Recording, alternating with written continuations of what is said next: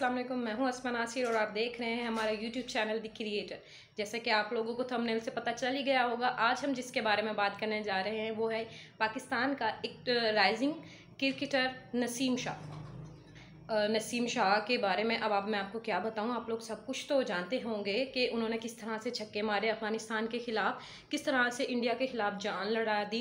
लेकिन आप उनकी जो बैकग्राउंड स्टोरी है वो किस तरह से स्ट्रगल करके, कितनी मेहनत करके आज इस मुकाम पे पहुंचे हैं कि पूरी दुनिया में उनका जो नाम लिया जा रहा है, उनके जज्बे को सराहा जा रहा है। तो आपका ज़्यादा टाइम वेस्ट नहीं करूँगी, आपको मैं बताती हूँ कि नसीम शाह किस तरह से आज पाकिस्तान के उन क्रिकेटर में शामिल हैं जो कि जिन्होंने बहुत ज़्यादा स्ट्रगल की।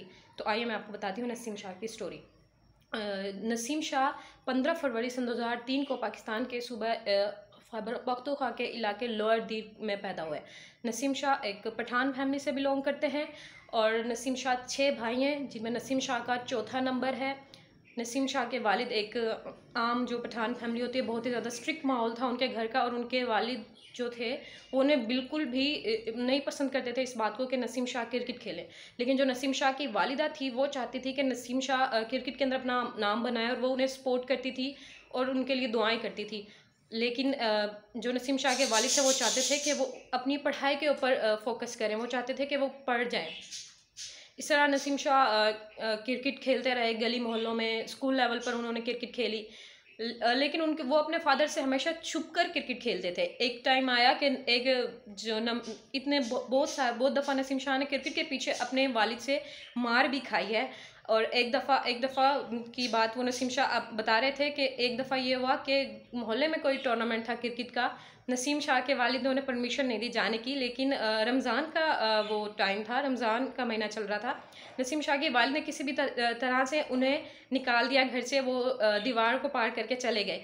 तो जब वो खेल कर वापस आए तो हुआ ये कि सामने ही उनके वालिद साहब खड़े थे और उनके वालिद ने उन्हें जो कुट लगाई, लेकिन नसीम शाह ने उस कुट के बावजूद भी क्रिकेट को नहीं छोड़ा।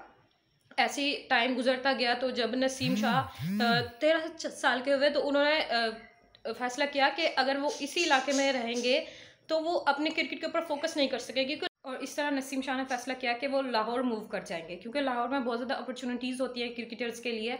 लेकिन यहाँ पर भी उनके इस फैसले से उनके घर में वबाल आ गया, क्योंकि उनके जो वालिद साहब थे वो नहीं चाहते थे कि जो नसीम शाह हैं वो लाहौर मूव करें। उनका कहना था कि अगर वो लाहौर जाना ही चाहते हैं तो उन्हें चाहिए कि वो मजदूरी के लिए जाएं, क्योंकि पठान फैमिलीज़ में ये होता है कि अगर कोई बंदा अपना शहर छोड़कर किसी दूसरे शहर में जाता है तो वो मजदूरी के लिए जाता है, काम करने के लिए जाता है, पैसे कमाने के लिए जाता है। तो लेकिन यहाँ पर भी उनकी वालिदा ने उन्हें सपोर्ट किया, उनके बड़े भाई ने उन्हें पैसे के लिहाज से सपोर्ट किया, उनकी ज़रूरियात को पूरी करने के लिए उन्हें बेहद सपोर्ट किया। इसके बाद नसीम शाह लाहौर चले गए। लाहौर जाने के बाद भी उन्होंने बेहद कड़ा वक्त देखा। सबसे जो मेजर जो उनके लिए परेशानी का बायस था वो ये था उनकी ज़बान। वो पश्तो बोलना जानते थे, उन्हें उर्दू आती ही नहीं थी, तो वो लोगों को अंडरस्टैंड ही नहीं कर सकते थे कि सामने वाला क्या कह रहा है और मुझे उसे क्या जवाब देना चाहिए। तो सबसे तो जो मेजर परेशानी थी उनके लिए ये थी। दूसरा उनके लिए थोड़ा पैसों का भी मसला था। नसीम शाह ने एक दफ़ा अपने इंटरव्यू में बताया था कि वो बहुत दफ़ा उन्होंने इस तरह किया कि जब वो क्रिकेट की अकेडमी से जा रहे होते थे तो वो पसीने से बिल्कुल भरे हुए होते थे, और इस तरह करते थे कि वो जो बाइक्स जा रही होती थी उनको बोल के उनको रिक्वेस्ट करते थे कि प्लीज़ मुझे वहाँ तक छोड़ दें ताकि उनका किराया बच जाए नसीम शाह का। तो इस तरह से स्ट्रगल करते रहे। इस तरह वो बहुत सारे बैंक्स की जानिब से खेले। तो फाइनली उनकी ज़िंदगी में वो दिन आया कि जब उनको सिलेक्टर्स ने सिलेक्ट कर लिया पाकिस्तान की टेस्ट टीम में, जो कि ऑस्ट्रेलिया के ख़िलाफ़ होनी थी। तो नसीम शाह को उस रात उसकी वालिदा ने फ़ोन किया और बताया कि मुझे नहीं पता कि क्या हुआ है, लेकिन गांव के सब लोग आ रहे हैं और मुझे मुबारकबाद दे रहे हैं तुम्हारे हवाले से। नसीम, मैं बहुत ज़्यादा खुश हूँ। उसके बाद नसीम शाह ने बताया जी मैं सिलेक्ट हो गया हूँ।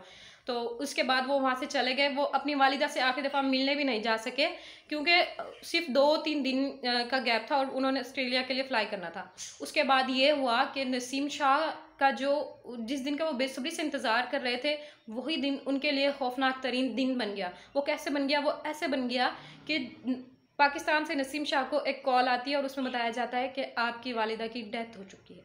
ये एक कड़ा वक्त था नसीम शाह के लिए, और उनके आंसू आंसू ही नहीं रुक रहे थे, और वो वापस जाना चाहते थे, अपनी वालिदा का आखिरी दफ़ा दीदार करना चाहते थे, लेकिन ये मुमकिन नहीं हो सका क्योंकि जनाजे का टाइम हो गया था। और नसीम शाह के वालिद ने कहा कि बेटा आपकी वालिदा आपको चाहती थी कि आप क्रिकेटर बने, तो हम आप आपकी वालिदा तो चली गई, आप अपने करियर के ऊपर फोकस करें। तो ये बहुत कड़ा फैसला था नसीम शाह के लिए। तो जब उन्हें टेस्ट कैप दी जा रही थी तो उनकी आंखों में उस वक्त आंसू थे, लिटरली उनकी आंखों में आंसू थे। आप लोग सर्च करें। और वो जब फील्ड में बॉल करवा रहे थे, जब भी वो रो रहे थे, जाहिर सी बात है वो चाहते थे कि उनकी माँ उन्हें खेलते हुए देखें पाकिस्तान की क्रिकेट में, लेकिन ये मुमकिन उनकी ये ख्वाहिश अल्लाह पाक ने पूरी नहीं की। इसके बाद वो स्ट्रगल करते रहे। उसके बाद भी वो कोयटा ग्लेडिएटर्स के लिए खेले।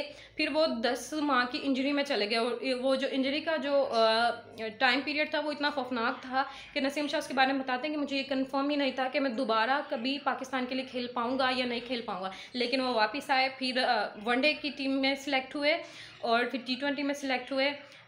अगस्त में वो T20 में सिलेक्ट हुए, और उन्होंने क्या कमाल एंट्री दी।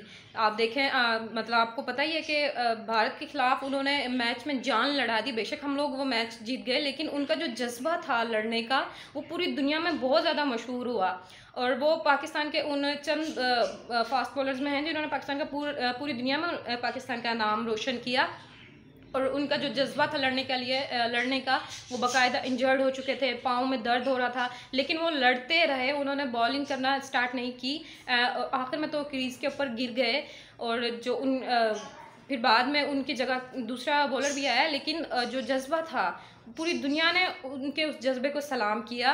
पूरी दुनिया में उनका नाम हो गया कि नसीम शाह पाकिस्तान का एक नौजवान लड़का नसीम शाह। उसके बाद जो अफ़गानिस्तान के ख़िलाफ़ उन्होंने छक्के लगाए, वो आई थिंक उनकी करियर का टर्निंग पॉइंट था। और उसके बाद कोई नसीम शाह का जिक्र भूल नहीं सकता। तो ये नसीम शाह की स्ट्रगलिंग स्टोरी थी। मुझे उम्मीद है कि आपको पसंद आई होगी। तो आपने मुझे ये ज़रूर बताना है कि आपने इस स्टोरी से क्या सबक सीखा। आपने कमेंट में मुझे ये ज़रूर बताना है। और सबसे पहले अगर आपने चैनल को सब्सक्राइब नहीं किया तो चैनल को सब्सक्राइब करें, क्योंकि जो अगली वीडियो बनने वाली है वो भी मुझे बोला गया है कि बाबर आजम के ऊपर भी वीडियो बनाएं। तो अगली वीडियो बाबर आजम के ऊपर मैं बनाऊंगी। तो सबसे पहले आप चैनल को सब्सक्राइब करें, लाइक करें, और आप कमेंट में बताएं कि आपने नसीम शाह की स्टोरी से क्या सबक सीखा है। अल्लाह हाफिज़।